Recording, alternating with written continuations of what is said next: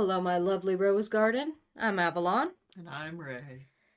And we're back. I know we took a short hiatus because things were crazy, but I'm on break now for a short while.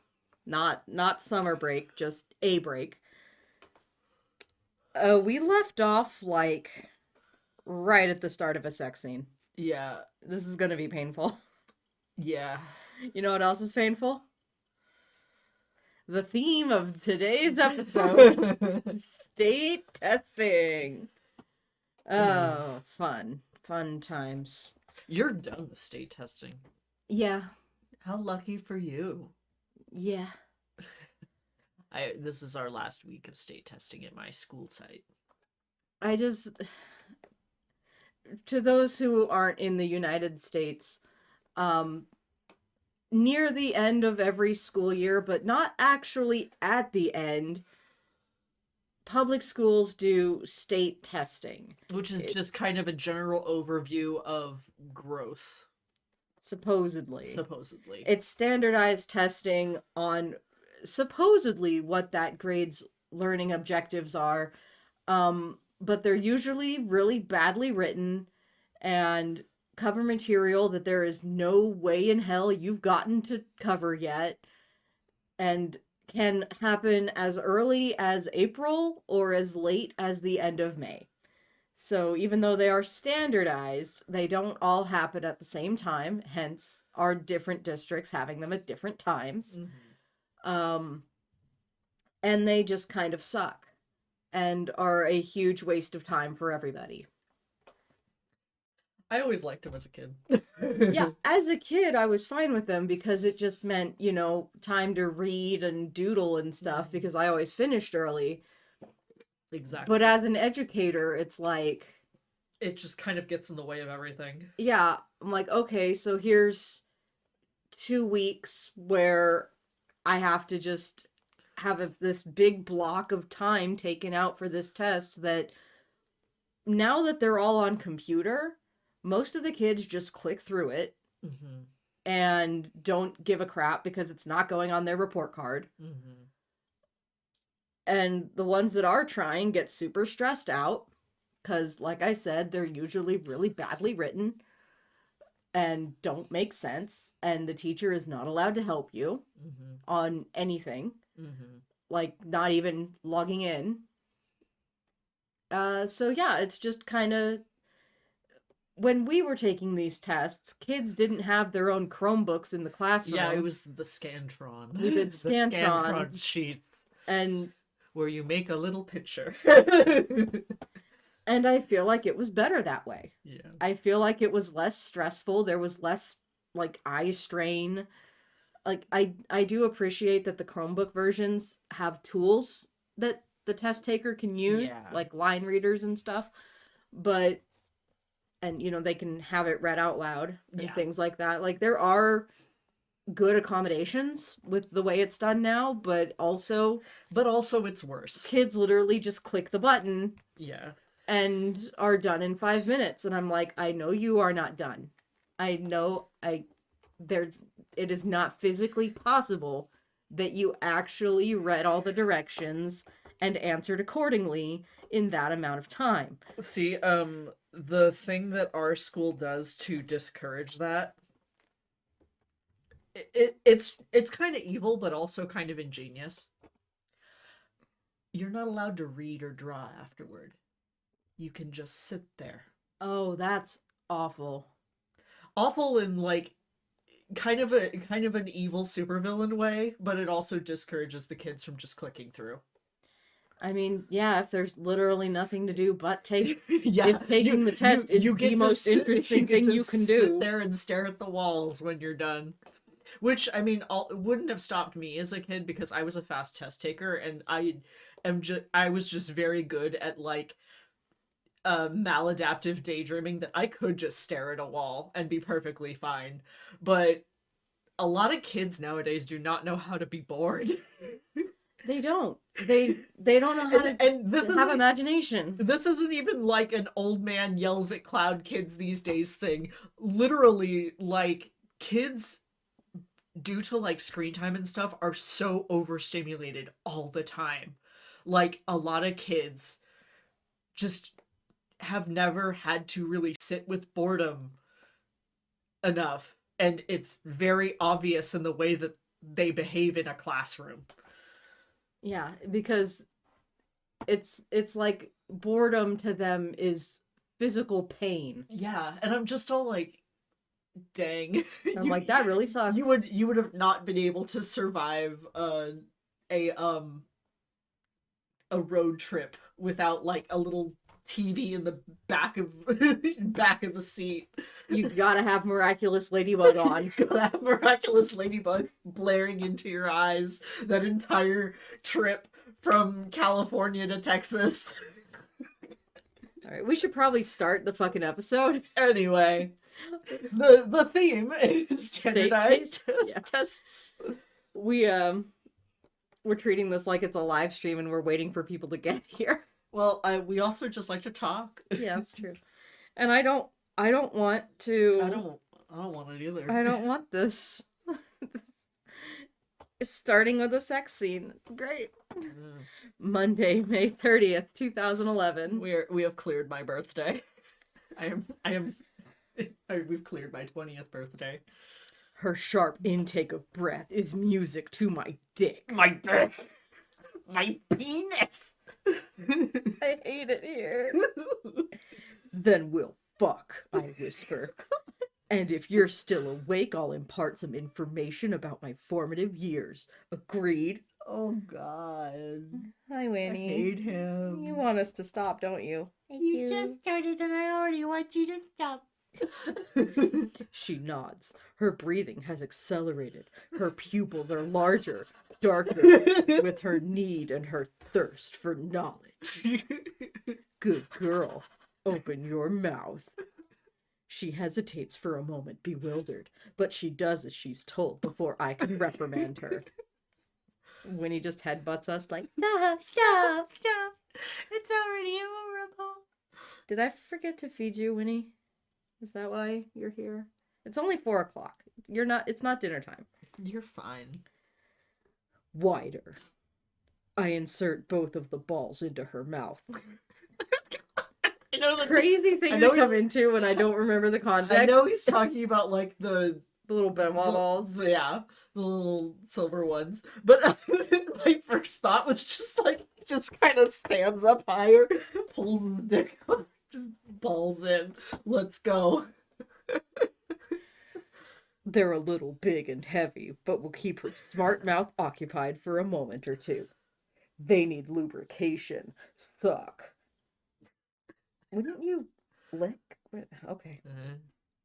She blinks and tries to suck, her stance changing subtly as she presses her thighs together and squirms. Oh, yes. Keep still, suffering, I caution. Thanks, Coffee, for a great first name. But I'm enjoying the show. Enough. Stop, I order, and tug them from her mouth. At the bed, I throw the comforter aside and sit down. Come here. She sidles up to me, wanton and sexy. Oh, number 2 pencil, my little freak. Now turn around, bend down, and grab your ankles. Kiss your ass goodbye. I'm glad I wasn't the only one thinking of that. Her expression tells me it's not what she was expecting to hear. Don't hesitate, I chide her, and I pop the balls into my mouth. I'm just here to make you laugh. She turns around, and with no effort bends over, bend and snap, presenting her long legs and her fine ass to me, my t-shirt flipping up her back toward her head and her mane of hair. As opposed to her mane of what, snakes? She becomes a Gorgon. I wish. And then he would be turned to stone and we could read something else. I would love that. I would love if this was like played entirely straight and then she just kills him. She becomes Medusa. He's just like... Just out of nowhere, just... Well, I could look at this glorious sight for a while and imagine what I'd like to do to it, but right now I want to spank and fuck her. I lay my hand over her backside, enjoying her warmth under my palm as I caress her through her panties. Oh, this ass is mine, so mine, and it's going to get warmer. I slide her panties to one side, exposing her labia, and hold them in place with one hand. I resist the urge to run my tongue up and down the length of her sex. Besides, My sex? my mouth is full. Instead, I trace the line down from her perineum to her clitoris and up again before easing my finger inside her. Deep in my throat, I hum with approval and slowly circle my finger, stretching her. She moans and I harden instantly. The script the teacher has to read approves. She wants this.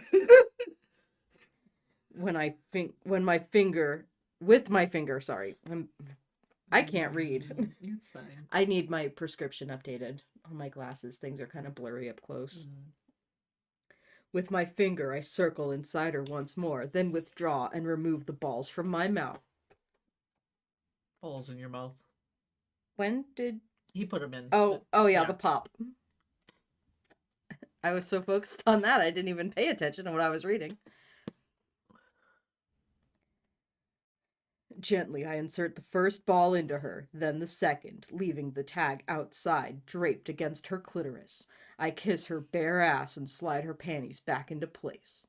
Stand up, I command, and grasp her hips until I know she's steady on her feet. You okay?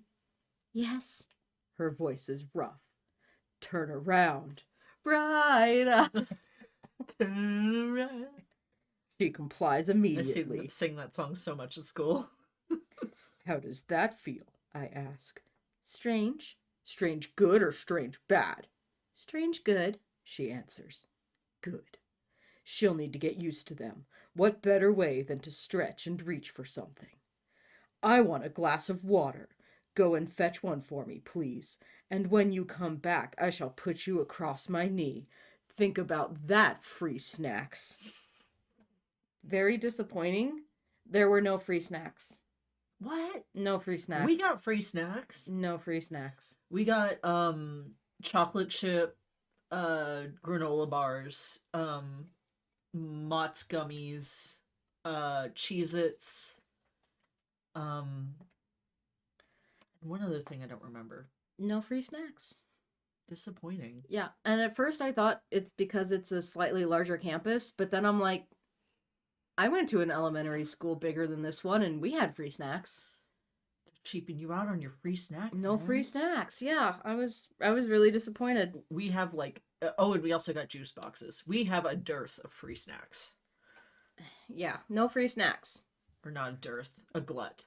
Opposite of dearth. But yeah, we have a glut of free snacks. Man, I was looking forward to free snacks. Dang. She's puzzled, but she turns and walks gingerly with tentative steps out of the room. While she's gone, I collect a condom from my drawer. I'm running low. I'll need to stock up on these until her pills kicks in. Sitting back down on the bed, I wait with impatience. When she re-enters, her walk is more confidence, and she has my water. Thank you, I say, taking a quick sip and placing the glass on my bedside table. When I look up, she's watching me with overt desire. It's a good look on her. Come, stand beside me, like last time. She does, and now her breathing is irregular, heavy. Boy, she's really turned on. Boy, she's really turned on, mister. Golly! So different from the last time I spanked her. Let's rile her up some more, Gray. Ask me. My voice is firm. A mystified look crosses her face. Ask me. Come on, what does Iowa have to do with these tests anyway? Her brow furrows. Ask me, knowing this data will never be used in classrooms ever. I won't say it again. My voice is sharper. Finally, she realizes what I'm asking for, and she blushes. Spank me, please, sir, she says quietly. Sure, I'll pretend that I believe that she wants to do this. Those words. I close my eyes and let them ring through my head. Grasping her hand, I tug her over my knees so her torso lands on the bed. While stroking her behind with one hand, I smooth her hair off her face with the other and tuck it behind her ear. Then I grasp her hair at the nape of her neck to hold her in place. I want to see your face while I spank you. I caress her behind and push against her vulva, knowing that the action will push the balls deeper inside her. She hums her approval. This is for pleasure, trying to find a way to motivate students, mine and yours. I lift my hand, then smack her right there. Ah! She mouths, screwing up her face, and I caress her sweet, sweet ass while she adjusts to the sensation. When she relaxes, I smack her again. She groans and I suppress my response. I begin in earnest, right cheek, left cheek, then the junction of her thighs and ass. Between each smack, I fondle and knead her backside, watching her skin turn a delicate shade of pink beneath her lacy underwear. And I'm not hating this. Mm-hmm. This is a decently written spanking. Mm-hmm. I am trying to give credit where due. Mm-hmm. If this wasn't Christian and Anastasia, I'd probably be like, oh yeah, that's about right. Yeah. That's about how that goes. She moans, absorbing the pleasure, enjoying the experience. I stop.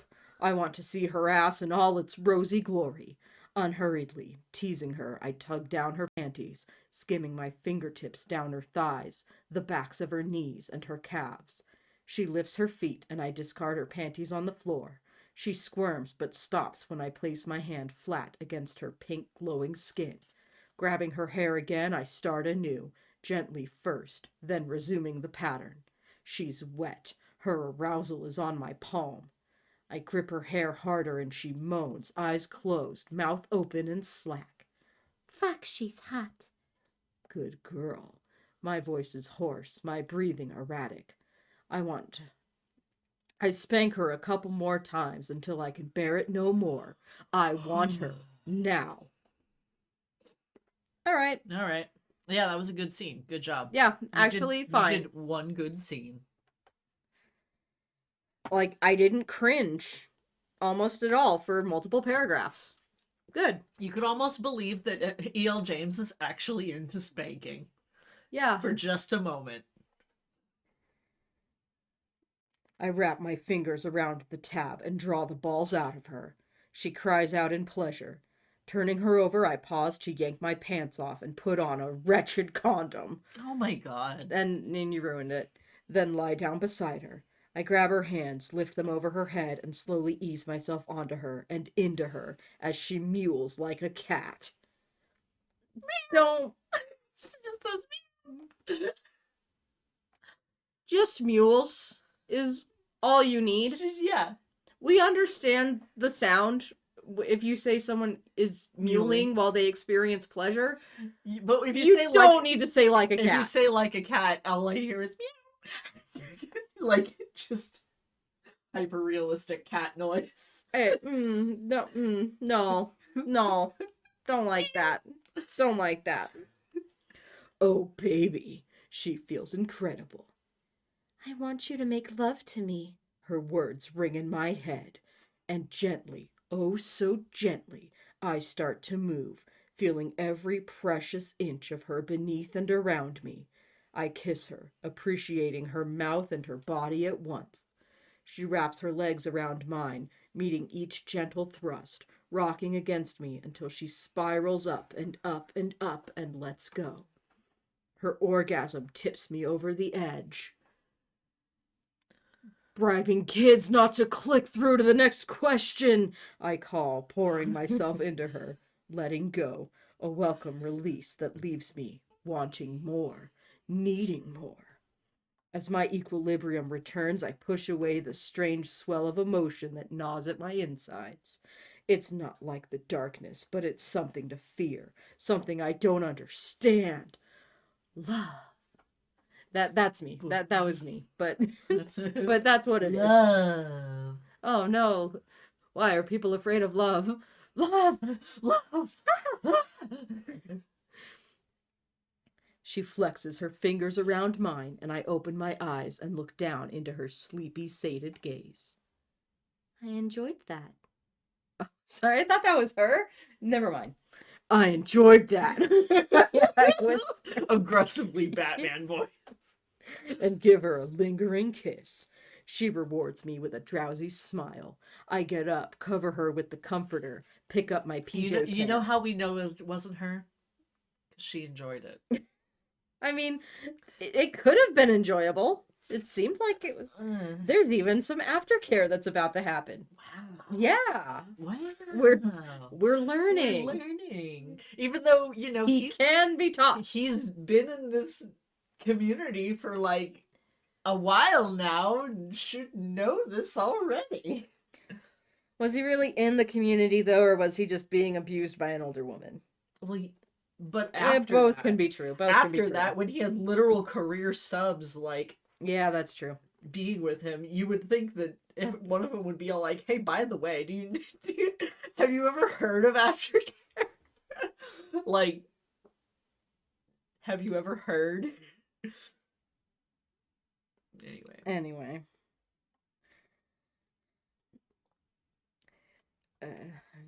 Pick up my PJ pants and pad into the bathroom, where I remove and dispose of the condom. Oh, thank goodness he's not just dropping it on the floor. I pull on my pants and find the arnica cream. Back at the bed, the teacher watching a movie at their desk because why not, gives me a contented grin. Roll over, I order, and for a moment I think she's going to roll her eyes, but she indulges me and moves. Your ass is a glorious color, I observe, pleased with the results. I squirt some cream on my palm and slowly massage Your ass isn't something we can simply dive into. Slowly massage it into her behind. Spill the beans, Gray, she says with a yawn. Chromebook hell, you know how to ruin a moment. We had a deal, she insists. How do you feel? Shortchanged. Yeah, that's the other issue, is that she is having sex with him to get information. Yeah, that's why I'm not all like, because she's not. They're having fun. Yeah, like that's what I mean by it's all like, yeah, like that's how we know that it wasn't her talking, because she's not doing this because she's interested in this kind of stuff. She's doing this with a ulterior motive. Man, sucks. With a heavy sigh, I place the arnica cream on the bedside table and slip into bed, pulling Scantron into my arms. I kiss her ear. The woman who brought me into this world was a crack whore. Panicking because you got too many of the same answer in a row? Go to sleep. She tenses in my arms. I do not want her sympathy or her pity. Was? She whispers. She's dead. How long? She died when I was 4. I don't really remember her. Carrick has given me some details. I only remember certain things. Please go to sleep. After a while, she relaxes against me. Good night, Christian. Her voice is sleepy. Good night. Don't know the answer. See. I kiss her once more, inhaling her soothing scent and fighting off my memories. And we're going to get a little memory dream break. Mm-hmm. But yeah, that was always what I was told. Anytime you're taking a multiple choice test and you don't know what the answer is, and you have just like 0 clue, it could be any of them, C. I mean, unless it's like all of the above, then it's almost always that. Yeah. But yeah, I would just C. If I don't know, C. Because I guess someone did, like, a thing, even though these tests are supposedly randomized, the majority of the answers are C. Yeah. Like, not by a huge margin or anything, but... And I don't know if that's still true, but yeah, that was always, like, the rumor when I was in school, was always pick C if you don't know the answer.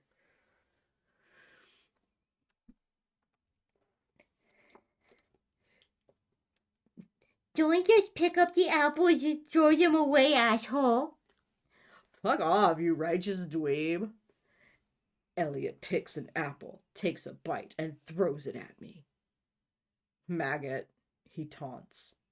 No, don't call me that. I jump him, pounding my fists into his face.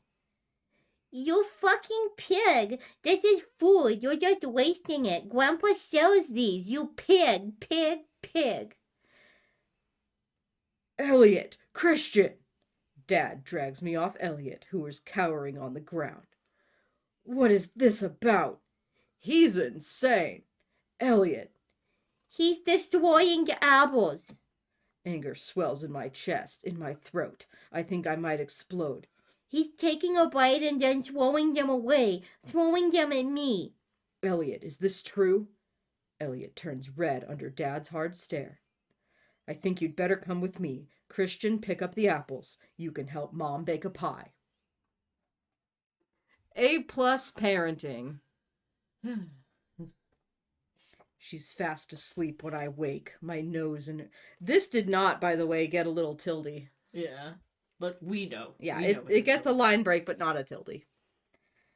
My nose in her fragrant hair, my arms cocooning her. I've dreamed about romping through my grandfather's apple orchard with Elliot. Those were happy, angry days. Okay. Sure. Happy and angry days. It's nearly 7. Another lie-in, with finishing early and spending the rest of time doodling. It's odd waking up beside her, but odd in a good way. I contemplate waking her with a morning fuck. My body is more than willing, but she's practically comatose and she might be sore. I should let her sleep. Wow, the first time he's being considerate. Wow. I climb out of bed, careful not to wake her, grab a t-shirt, gather her clothes from the floor, and wander into the living room. Good morning, Mr. Gray. Mrs. Jones is busy in the kitchen. Good morning, Gail. Stretching, I look out the windows at the remnants of a vivid dawn. Okay, so the narration, his narration, assumedly, calls her Mrs. Jones, but to her face, he calls her Gail. That's weird. Yeah, I don't know. You have some laundry there? She asks. Yes, these are. Train A leaves the station at 6:45 p.m. Do you want me to wash and press them? Do you have time? I'll put them on the quick cycle. Excellent, thank you. I pass her the essay portions close. How was your sister? Very well, thanks. The kids are growing. Boys can be rough. I know. She smiles and offers to make me some coffee. Please, I'll be in my study. As she watches me, her smile changes from pleasant to knowing in the way that's feminine and secretive. Shut up. How is it? What? Quit gendering body language. Then she hurries out of the kitchen, I assume, to the laundry room. What's her problem? She probably looks at this guy and is all like, oh, he's an abusive douchebag. Yeah. Or whatever. Okay, this is the first Monday, the first time in the 4 years she's worked for me that there's been a woman asleep in my bed, but it's not that big a deal. Breakfast for 2, Mrs. Jones. I think you can manage that. Rude. Yeah, shut the fuck up. I shake my head and wander into my study to start work. I'll shower later, maybe with read the directions and do your best. I check my emails and send one to Andrea and Ross, saying I'll be in this afternoon, not this morning. Then I take a look at Barney's latest schematics. Scene skip. Scene skip. Gail knocks and brings me a second cup of coffee. Now it's Gail in the narration. Fuck you, wanting consistency. Letting me know it's already 8:15. That late? I'm not going into the office this morning. Taylor was asking. I'll go this afternoon. I'll tell him. I've hung being vaporized if you use a mechanical pencil's clothes in your closet. Thank you. That was quick. She's still asleep? I think so. And there's that little smile again. I arch my brows, and her smile broadens as she turns to leave my study. I put my work aside and head off with my coffee to take a shower and to have a shave. Tilde again. Okay, like, take a shower and have a shave. You don't generally say have a shave. You just shower and shave. like birds. my mind immediately goes to it was originally shower and have a shit. But even then, you would say take a shit. Well, you can have a shit too, but yeah. Well, I don't have a shit to give. But yeah, I'm just like, have a shave? No. Okay, fine. It's not the worst thing that's happened in But this still, book. it's funny. Gate kid with ADHD who gets a perfect score somehow is still out. Oh, telling on yourself there, huh?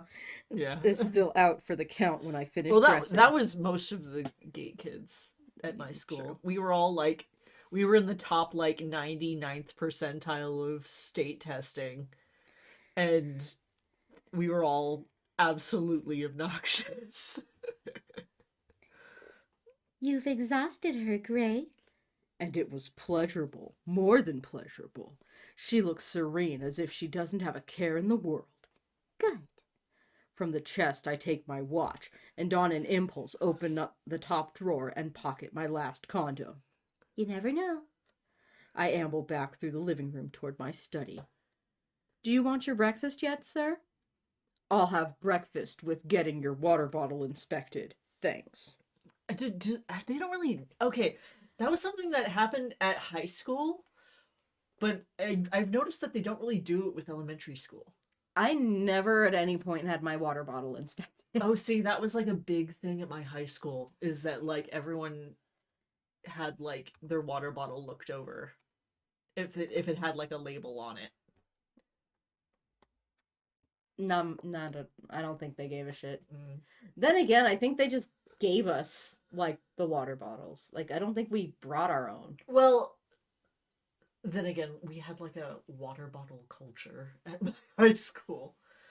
It was like I think my high school was like early to the whole like having your own big fuck off water bottle that you could kill someone with. Yeah, no one at my high school really did that. Yeah. It was kind of a shock to me when I started teaching and like these kids are bringing in these massive like customized water bottles and shit, and I was like, yeah, what the but then again, fuck is we this? were also a sports school, so I guess that kind of makes sense. I mean, was mine kind of a sports school? I guess. we got like sports scholarships and shit like that. I mean, I'm sure that the athletes at my school did too. We had a lot of different sports. I know that. Yeah, There was always some kind of sport we had going like on. a huge program. Everyone was pretty much like expected to get into sports, which is why I didn't excel at that school. Mm. Meh. I pick up the phone and call Andrea from my desk. After we've exchanged a few words, she puts me through to Ross. So when can we expect you? Ross's tone is sarcastic. Good morning, Ross. How are you? I say sweetly. Pissed? At me? Yes, at you and your hands-off work ethic. I'll be in later. The reason I'm calling is I've decided to liquidate Woods' company. I've told her this already, but she and Marco are taking too long. I want this done now. I remind her that this was going to happen if the company's P&L didn't improve, and it hasn't. He needs more time. I'm not interested, Ross. We're not carrying dead weight. And dead weight is one word which I don't think is correct. That's not correct. But whatever. Again, It's not deadlift, it's dead weight. yeah, like I'm usually pretty forgiving of like little typos and mistakes in books. Like Treachery of Swans had a few, but I'm being petty. Yeah. And I fully acknowledge that I'm just being petty. Well, also, 50 Shades of Grey was a massively selling series. I'm less forgiving when it comes to, like, series that are super popular. As opposed to, like, Treachery of Swans, which was, like, you know, a small press that got, like, a bigger run when it, like, got a little bit of attention. It's like... Meanwhile, 50 Shades of Grey, like, outsold the Bible one year. You know? Fair enough. It's like... Are you sure? I don't want any more lame excuses. Enough already. I've made up my mind. Christian, have Marco call me. It's shit or bust time. Shit or bust. Which is the phrase, it's just a dumb one. Okay, if that's what you really want. Anything else? Yes, tell Barney that the prototype looks good, though I'm not sure about the interface. I thought the interface worked well once I figured it out, not that I'm an expert. No, it's just missing something. Talk to Barney. I want to meet him this afternoon to discuss. Face to face? Her sarcasm is irritating, but I ignore her tone and tell her that I want his whole team there to brainstorm. He'll be pleased, so I'll see you this afternoon. She sounds hopeful. Okay, I reassure her. Transfer me back to Andrea. Well, I like that there's one person giving him sass at least. Yeah, for real. And he's not like, I want to fuck that smart. You know. Yeah. Whatever that sound was. Yeah. While I wait for her to pick up the phone, I gaze out at the cloudless sky. It's the same shade as the agonizing wait for everyone to finish his eyes. Sappy, Gray. Andrea. A movement distracts me. Looking up, I'm pleased to see making patterns with the answer dots standing in the doorway, dressed in nothing but my t-shirt. Her legs, long and shapely, are on display for my eyes only. She has great legs. Mr. Gray, Andrea answers. My eyes lock with the crunchiest black and white image copies.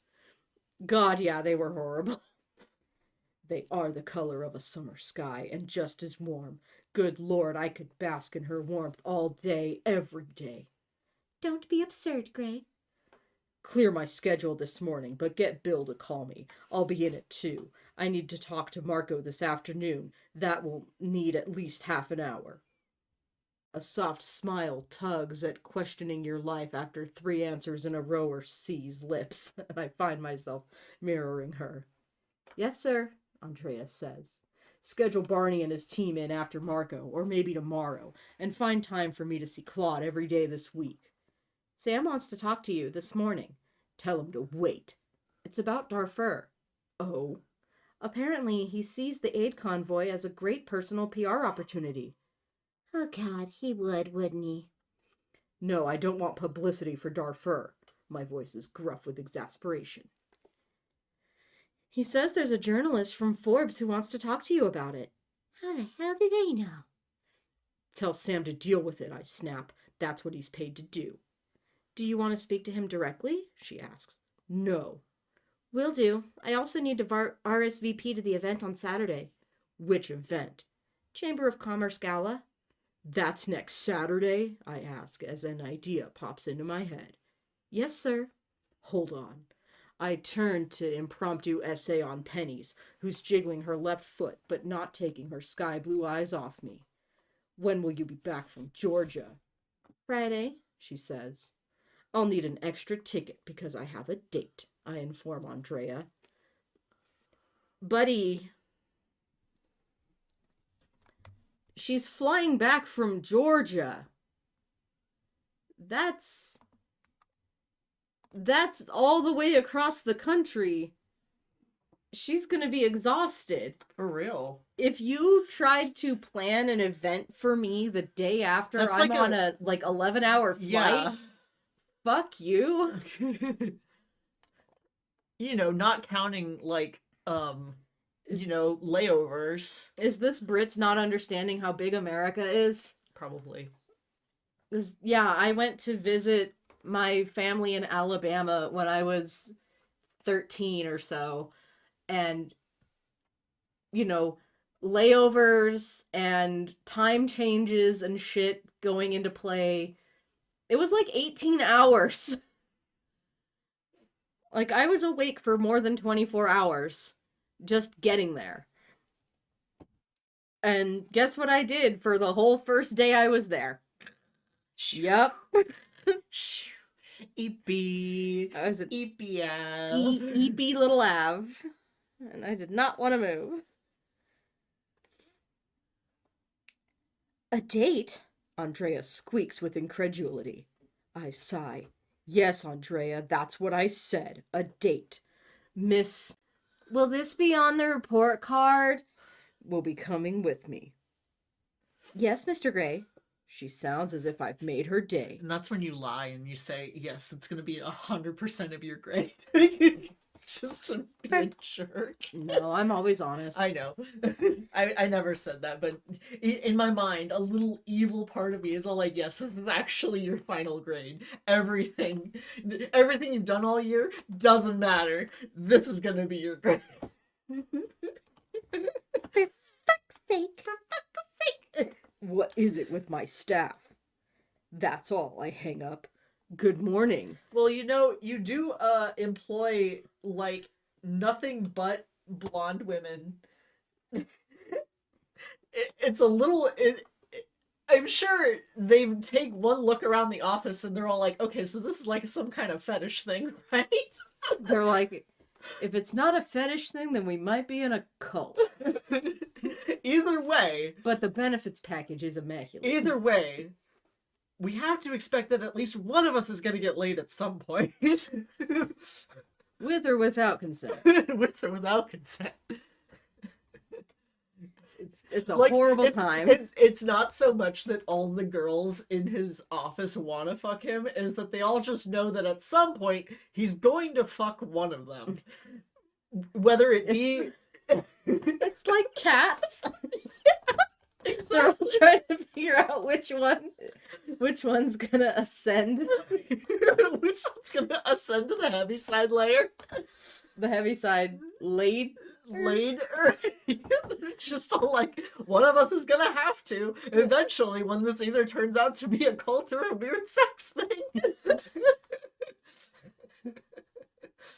And blonde employees ask, because blonde employees dare, who will it be? Exactly. You want to be on top? On top. Except he won't let any of them be on top because he has such fragile masculinity. Also, this is your notice when we are like, yeah, about probably halfway through this episode. This is another one of those massive chapters that's going to be a two-parter. I did mark out exactly where I want to stop, and we're still a few pages away from that point. But yeah, these chapters are either super, super long or super, super short. And there's no in between. But it's less fun than Dracula Daily, which I am currently recording now on the channel. This is another great time to take a little ad break. Ad break for yourself. For myself. Sponsored by me. Sponsored by you. Because and the patrons. Balessa won't touch us with a 10-foot dildo. Balessa, please. Balessa, please. You've done so well for all the other booktube girlies. Your mind is set on tops. I'm just the freaking America's Next Top Model theme. Want to be on top? It won't stop. On top. Anyway, yeah, so I'm recording Dracula Daily right now. It has a playlist. Go ahead and enjoy. I'm sure that there's probably an entry for May 30th on there as well. Have you gotten to my birthday yet in Dracula Daily? Not yet. I'm working on it. You gotta if I have all of May done before May 31st, I'll be surprised. Subtitle it. It's Ray's birthday. Yeah, I probably will. Ray's birthday. Like, I'll probably just put "Happy Birthday, Ray," like in little text. Yeah. Anyway, other ways to support us: become a supporter on Ko-fi or Patreon, and you get to suggest the silly names, which is always so fun. Anyway, all right, let's keep going. Mr. Gray. Oh wait, no, I missed it. Good morning. Trying to hold a child's attention for 2 hours. Mr. Gray, chewing gum memory hack, says in greeting. I walk around my desk until I'm in front of her and caress her face. I didn't want to wake you. You looked so peaceful. Did you sleep well? I'm very well rested, thank you. I just came to say hi before I had a shower. She's smiling and her eyes are shining with delight. It's a pleasure to see her like this. Before I get back to work, I lean down and give her a gentle kiss. Suddenly she wraps her arms around my neck and tangles her fingers in my hair and presses her body along the length of mine. Wow! Her lips are persistent, so I respond, kissing her back, surprised by the intensity of her ardor. With one hand I cup her head, with the other her naked, recently spanked ass, and my body ignites like dry tinder. Recently spanked. It was like That was last night. Yeah, jeez. How recently? What is time to you? Because you're like, oh man, it's 8:15 already. It's so late. And then recently, whatever. Yeah. Well, sleep seems to agree with you. Doesn't it agree with everyone?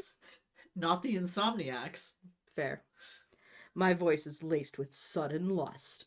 I suggest you go and have your shower, or shall I lay you across my desk now? I choose the desk, she whispers at the corner of my mouth, grinding her sex against my erection. Hi, sex. Well, this is a surprise. Her eyes are dark and greedy with want.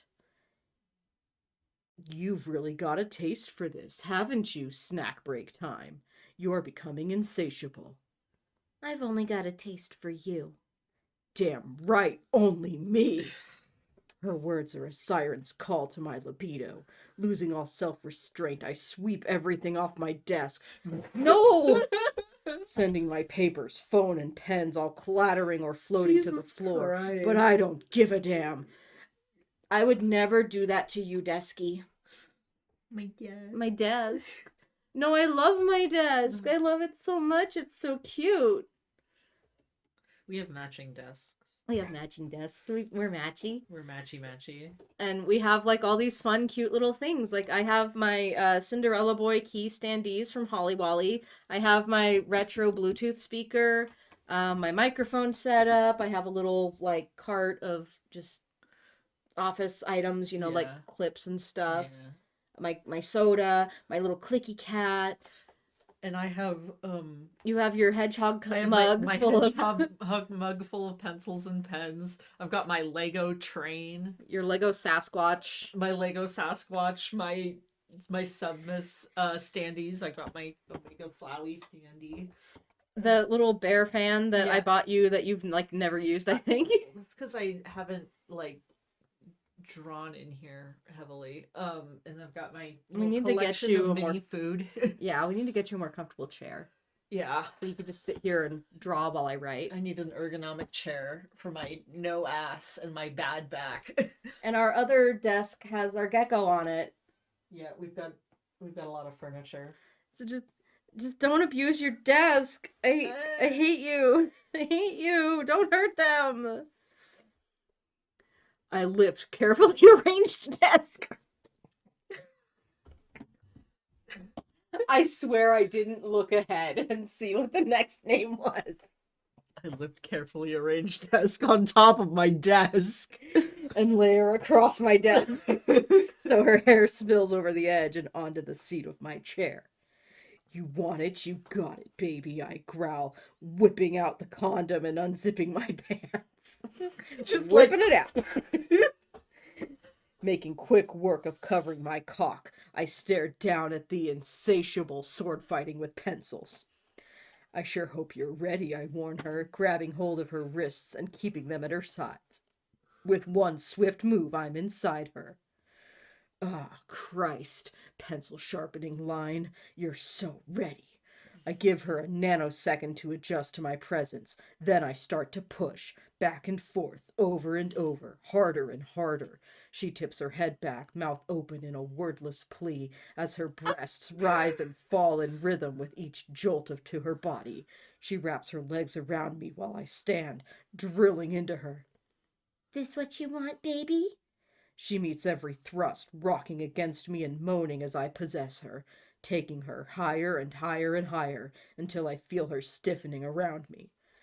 And this, I'm like, this is just boring. Yeah. This is just boring.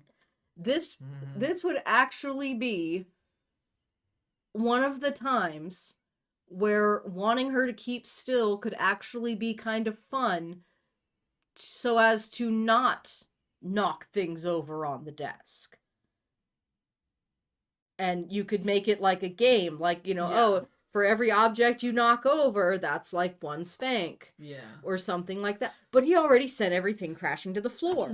So, God, he's so bad at this. There are so many more fun ways to use office furniture during sex. You can make her into office furniture. Yeah, like... Why isn't she the desk right now? The carefully arranged desk, even. do anything with the concept. My god. But let's be real, this man has never heard of human furniture in his life. No. Come on, baby, give it up for me. I grit through clenched teeth, and she does spectacularly, crying out and sucking me into my own orgasm. I come as spectacularly as she does, and I slump down on top of her while her body tightens around me with aftershocks. Damn, that was unexpected. What the hell are you doing to me? I'm breathless, my lips skimming her neck. You completely beguile me, stabbing an eraser out of boredom. You weave some powerful magic. And you jumped me. I release her wrists and move to stand, but she tightens her legs around me, her fingers tangling in my hair. I'm the one beguiled, she whispers.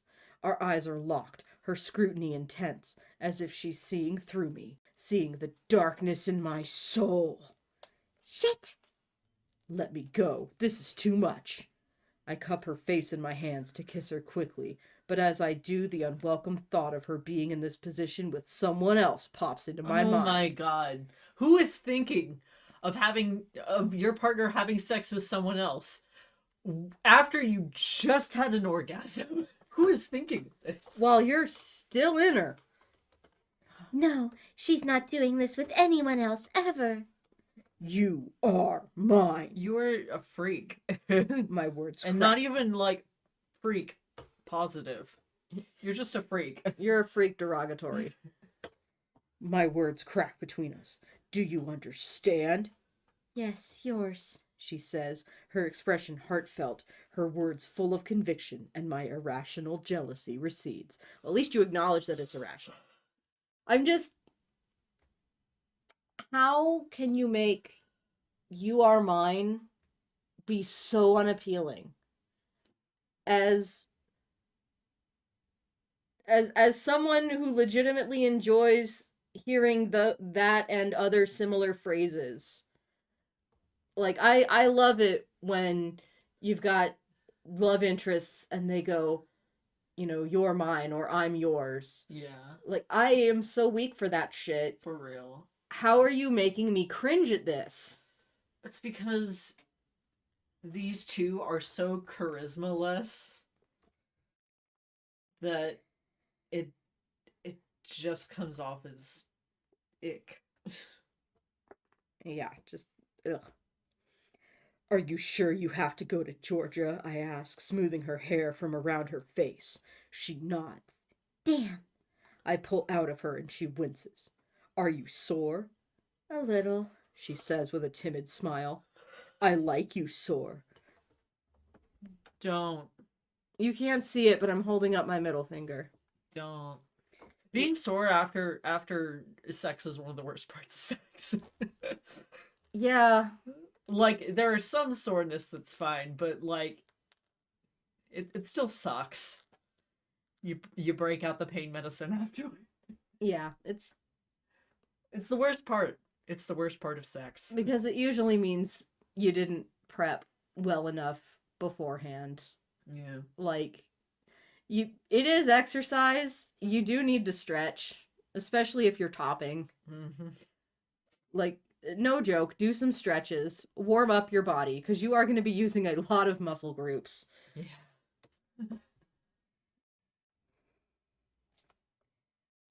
I like you sore. Remind you where I've been, and only me. I give her a rough, possessive kiss. Your insecurity is not attractive. Your insecurity is actually actively turning me off.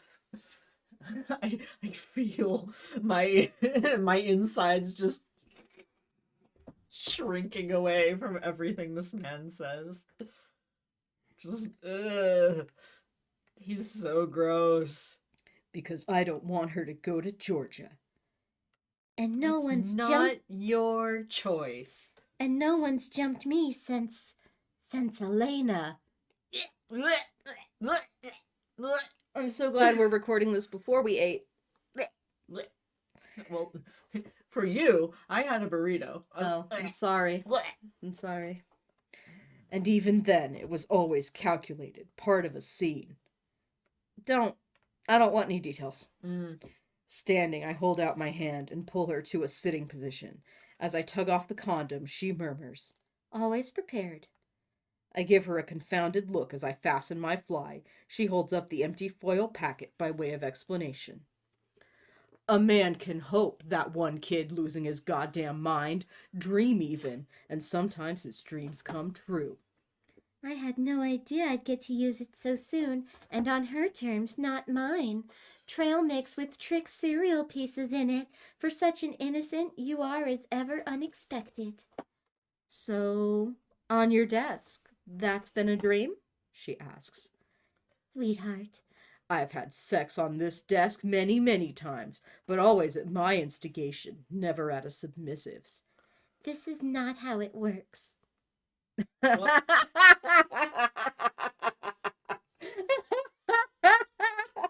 Imagine a sub not calling the shots. Couldn't be me. You suck. Your subs are trying to jump you all the time? Skill issue. That's telling. My subs avoid me. I feel like I'm doing everything right. I'm the best at sex.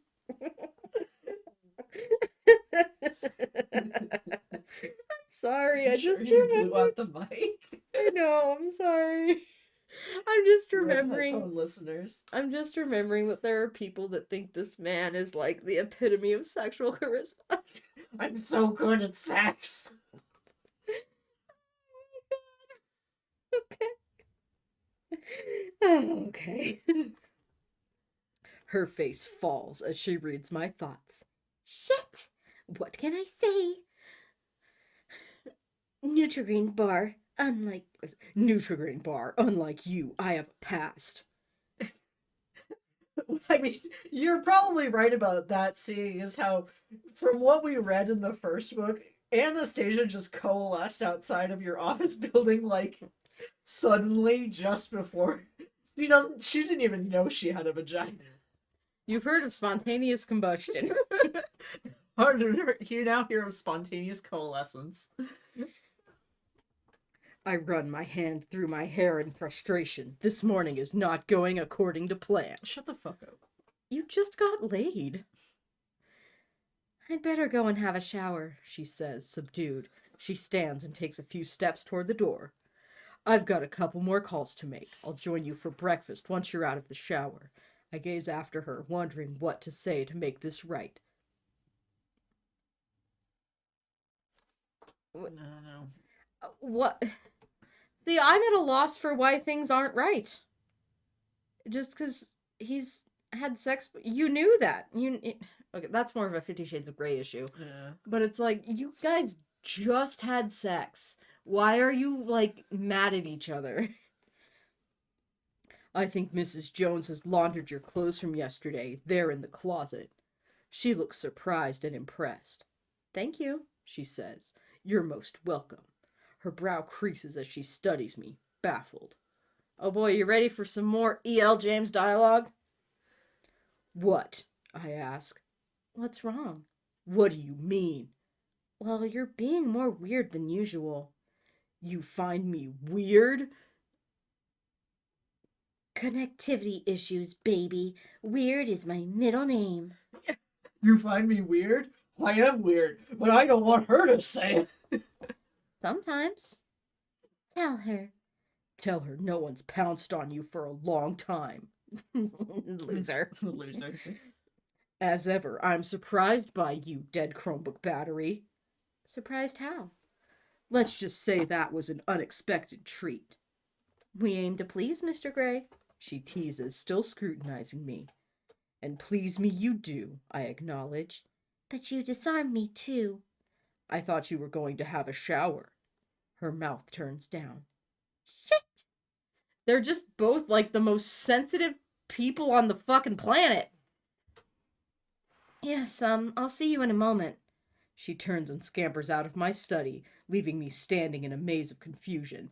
Me too, bitch. I hope I'm somewhere far away from you in that maze, but I'm there too. I shake my head to clear it, then begin picking up my scattered belongings from the floor and arranging them on my desk. Your fault.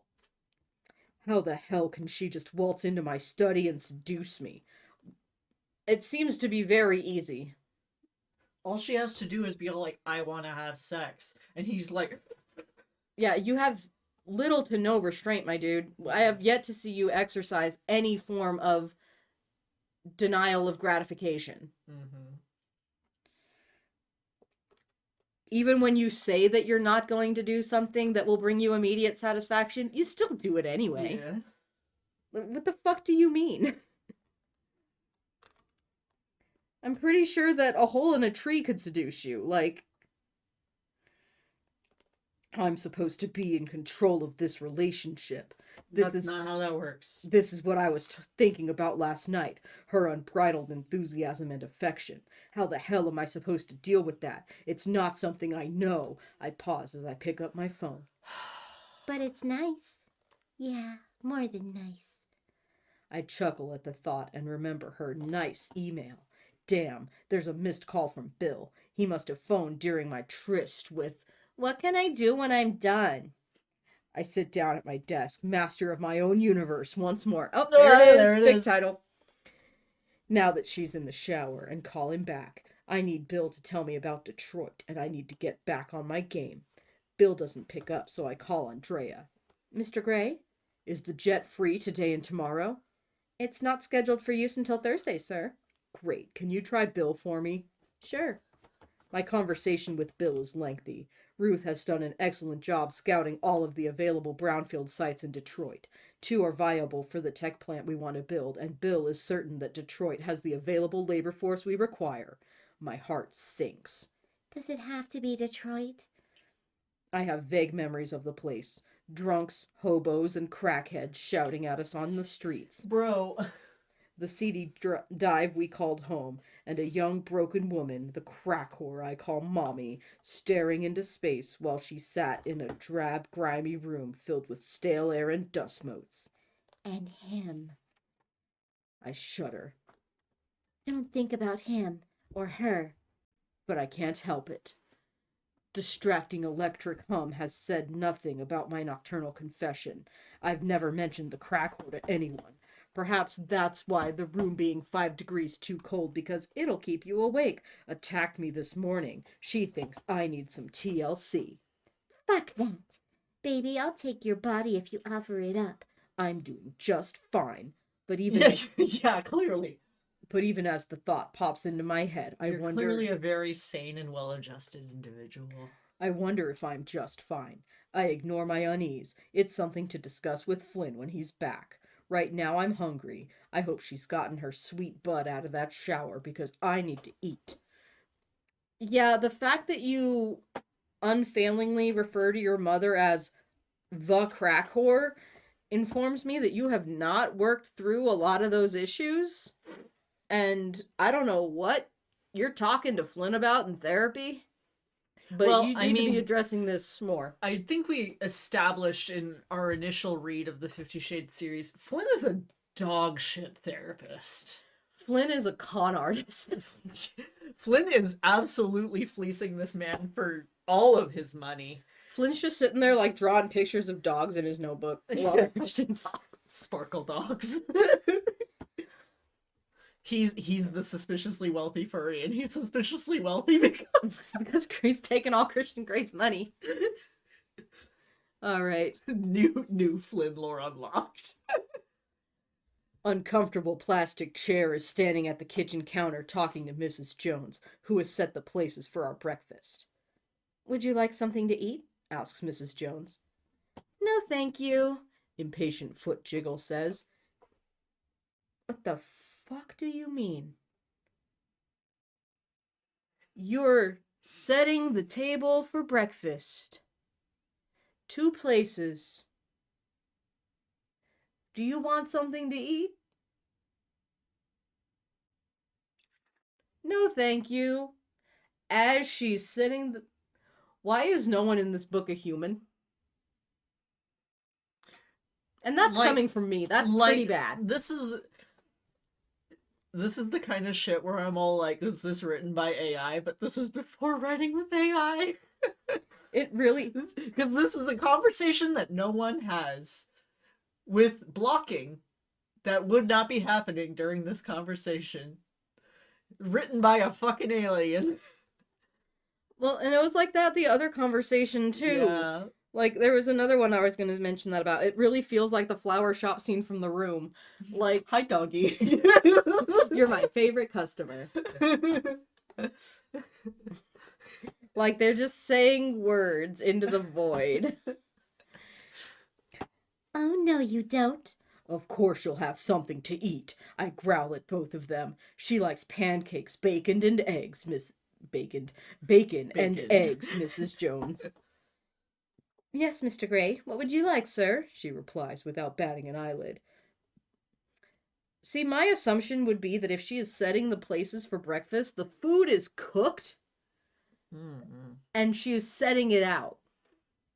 Not that she's gonna make it right now after setting.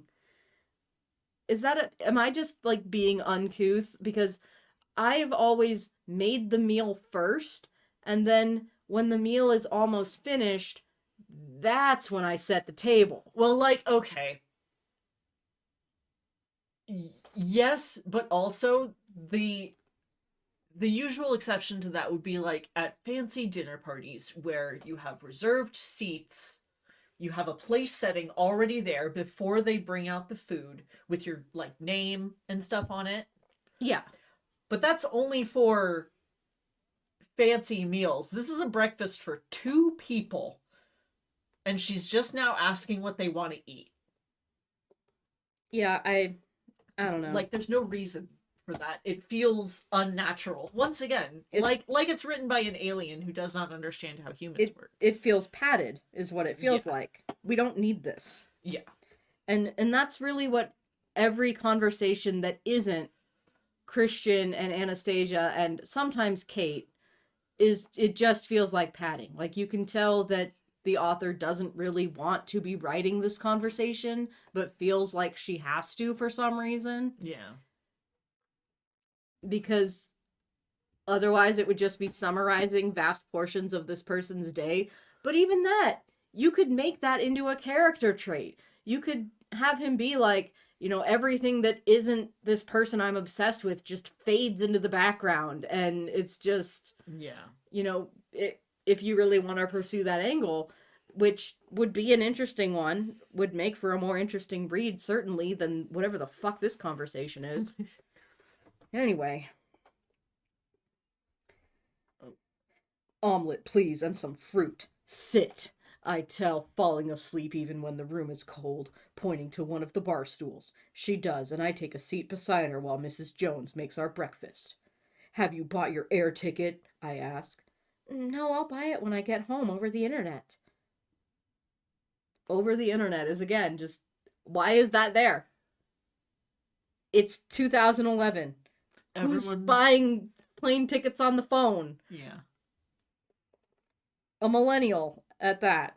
You can definitely tell this is written by a boomer. Do you have the money? Yes, she says, as if I'm 5 years old, and she tosses her hair over her shoulder, flattening her lips, peeved, I think. I arch an eyebrow in censure. I could always spank you again, sweetheart. No, you're done with that scene. Yes, I do, thank you, she says quickly in a more subdued tone. That's better. Oh my god. Eat shit. I have a jet. It's not scheduled to be used for 3 days. It's at your disposal. This'll be a no, but at least I can offer. Her lips part in shock, and her expression transforms from stunned to impressed and exasperated in equal measure. We've already made serious misuse of your company's aviation fleet. I wouldn't want to do it again, she says nonchalantly. It's my company. It's my jet. She shakes her head. Thank you for the offer, but I'd be happier taking a scheduled flight. Surely most women would jump at the opportunity of taking a private jet, but it seems material wealth really doesn't impress this girl, or she doesn't like to feel indebted to me. She's not like other girls. I'm not sure which. Either way, she's a stubborn creature. As you wish, I sigh. Get Wesley's words out of your mouth. Do you have much preparation to do for your interview? No. Good. I ask, but she still won't tell me which of the publishing houses she's seeing. Instead, she gives me a sphinx-like smile. There's no way she's divulging this secret. I'm a man of means, the awkward volume of the mechanical pencil sharpener. I'm fully aware of that, Mr. Gray. Are you going to track my phone? Trust her to remember that. Trust anyone to remember that. What the fuck do you mean? Actually, I'll be quite busy this afternoon, so I'll have to get someone else to do it, I answer, smirking. If you can spare someone to do that, you're obviously overstaffed. Oh, she's sassy today. I'll send an email to the head of human resources and have her look into our head count. This is what I like, our banter. It's refreshing. Except and you fun. get pissed off half the time she bants with you. Yeah, then you're like, oh, I'll spank you again. It's refreshing and fun, and unlike anything I've known before. Mrs. Jones serves us breakfast, and I'm pleased to see... Oh, okay, the theme of names is shifting to a related theme. Teacher Appreciation. Teacher Appreciation Week. We ran out of state testing names. I'm pleased to see teacher who helped co-write the paper I wrote on dragons during my first time in college, relishing her food. When Mrs. Jones leaves the kitchen, awesome Arthurian English literature teacher peers up at me. What is it? When you ask your teacher pretty please for an extension and they basically say, is that a trick question? Of course I'll give you an extension. You know, you never did tell me why you don't like to be touched. Not this again. Well, it could be over if you would say so. I've told you more than I've ever told anybody. My voice is low to conceal my frustration. Why does she persist with these questions? She eats another couple of mouthfuls of her pancakes. Will you think about our arrangement while you're away? I ask. Yes. She's earnest. Will you miss me? Gray. She turns to face me, as surprised as I am by the question. Yes, she says after a moment, her expression opened and honest. I was expecting a smart remark, yet I get the truth, and strangely, I find her admission comforting. Why is it strange to take comfort in knowing that someone will miss you while you're away? Because he doesn't know how human emotions work. Yeah. He's doing great in therapy, by the way.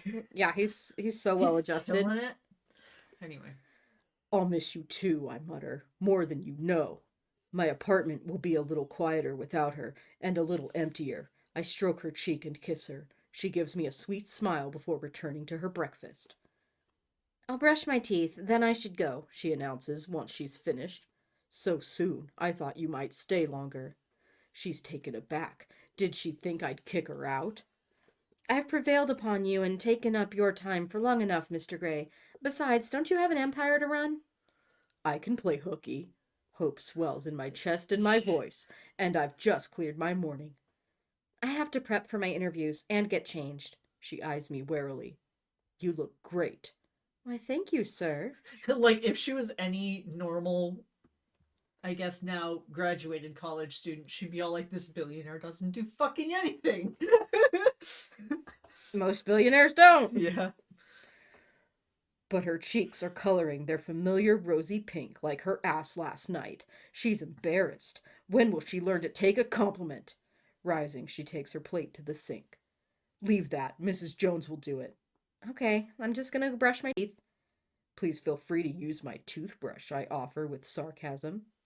I had every intention of doing so, she says, and sachets out of the room. Sachet away. That woman has an answer for everything.